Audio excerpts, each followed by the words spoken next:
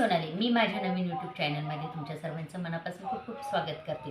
तर तुम्हा सगळ्यांना आज भोगीच्या खूप खूप शुभेच्छा. तर उद्या आहे संक्रांती. तुमची सगळ्यांची खरेदी चालू असेल. तशीच माझी पण खूप सारी खरेदी झाली. खूप सारी म्हणजे थोडीच आहे, पण पैसे मात्र जास्तच लागतात. तर आता खण वगैरे घेऊन आले होते. बाजारात गेले, खण वगैरे आणायची होती. ते बघा, खण वगैरे आणि वेगवेगळ्या प्रकारचे खणसुद्धा आलेले आहेत आता बाजारामध्ये. कलरमध्ये सुद्धा खण असतात. पण मग शेवटी हा जो मान आहे, ह्या जो खणांचा मान आहे, तो तोच भारी आहे. म्हणजे तसं बघायला गेलं तर मग मला हे आवडतं, त्यामुळे मग मी हेच घेऊन आली.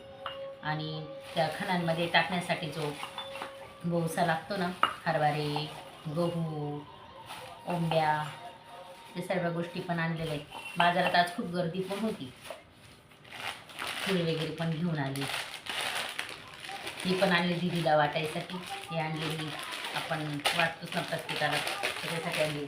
बांगड्या वगैरे पण घ्यायच्या होत्या. आता मकर संक्रांत म्हटली की सवासणीचा सण असतो. तर प्रत्येक सवासणीनं, म्हणजे तुम्ही म्हणशाल हिच्याच हातामध्ये बांगड्या नाही आहे आणि ही आपल्याला सांगते की बांगड्या भरल्या पाहिजेत. तो रोज नाही आपण बांगड्या घालत, कारण आता ती फॅशन नाही आहे. बांगड्या घालणं म्हणजे ओल्ड फॅशन वगैरे वाटतं. पण संक्रांत म्हटली तर तो सुवासनीचा सण असतो. तर त्यामुळं आजच्या दिवशी म्हणजे उद्याच्या दिवशी आवर्जून प्रत्येकीने बांगड्या घातल्याच पाहिजेत. म्हणजे मला जी ही सवय आहे ती आमच्या आत्यांपासून लागली. माझ्या सासूबाई मला आता त्या नाही आहेत, पण जेव्हा त्या होत्या ना, कधी काही घेतलं नाही बिचाऱ्यांनी मला. पण संक्रांतीच्या आदल्या दिवशी म्हणजे मला रागवायच्या त्या मला सांगायच्या, 2-3 का होईना जा आणि बांगड्या भरून ये. तर त्यांचं ते बोलणं माझ्या लक्षात येईल आणि त्यामुळं मग मी पण त्यांचं ऐकून ते मला दरवर्षी आठवतं बरं का त्यांचं बोलणं. तर मग त्यांच्या शब्दाचा मान म्हणून गेले आणि बांगड्या वगैरे पण घेऊन आले. चॉकलेटी कलरच्याच घेतल्या, मला सिम्पलच आवडतात. म्हणजे हा चॉकलेटी कलर किंवा हिरवा कलर, या दोनच कलर मी जास्त करून वापरते. मग यामध्ये म्हटले दुसऱ्या घालू, तर त्या घेतल्या. आणि सगळ्यात महत्त्वाचं म्हणजे हे खरेदी करणं. मकर संक्रांत आली म्हटल्यावरती पतंग आल्याच. ते बघा, पतंग इतक्या महाग होत्या, पण मग आता हौसेला मोल नसतं. तर मग पतंगी पण घेऊन आले मी. आणि मिस्टरांनी चप्पलच राहिलेली नव्हती, तर मग गेली, त्यांना पण चप्पल वगैरे घेतल्या. बरं आहे, चप्पल पावसाळ्यामध्ये काय होतं, खूप चपल्या लागून जातात आणि मग त्या लवकर तुटून जातात. मग त्यांना चप्पलच राहिली नव्हती, त्यांच्यासाठी चप्पल घेऊन आली. अजून मला शॉपिंग करायची लग्नाची, तर ती मी नंतर करणार आहे.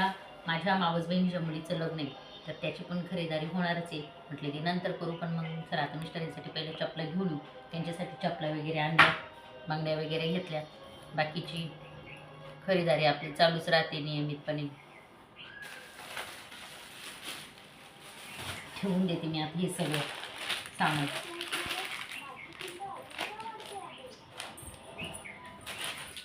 कशा दिसतंय हातात बांगड्या? छान दिसतंय, मस्त हात.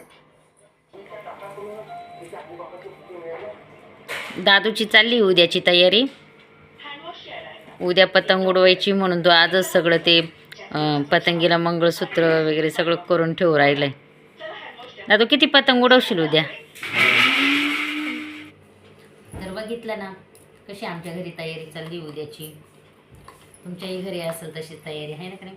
मुलांना आहे ना, संक्रांत म्हटल्यावरती पतंग उडवायचा म्हणजे त्यांचा फेवरेट गेम असतो पतंग उडवणे. आणि तर चाललंय असं केशवरी पतंग वगैरे, मांजा बिंजा. आता तो गेला आहे चिगट आणायला. ती जे मंगळसूत्र करतो ना ते, तर ते चिटकून राहिलं पाहिजेत म्हणून तो टेप आणायला गेला आहे. आता माझी चालली उद्याची कांदा वगैरे चिरून ठेवायची तयारी चालली आहे. कारण सकाळीच लवकर उठून स्वयंपाक करून ड्युटीवरती जायचे, सुट्टी नाही आहे ना मला, त्यामुळं. आणि कसं आहे, सण तर वर्षातून एकदाच येतात, पण मग शेवटी काम नाही सोडता येत. काम पहिलं महत्त्वाचं असतं. मी तर या मताची, पहिलं प्राधान्य हे प्रत्येक व्यक्तीने कामालाच दिलं पाहिजे. तर अशा प्रकारे माझं आहे मत. तर चला पुन्हा आपण नवीन भेटू. जर तुम्हाला माझा व्हिडिओ आवडला असेल तर नक्की लाईक करा, शेअर करा, कमेंट पण करा आणि सबस्क्राईबसुद्धा नक्की करा. तर चला, मी आता माझ्या व्हिडिओची इथंच एंडिंग करते. Bye, good night.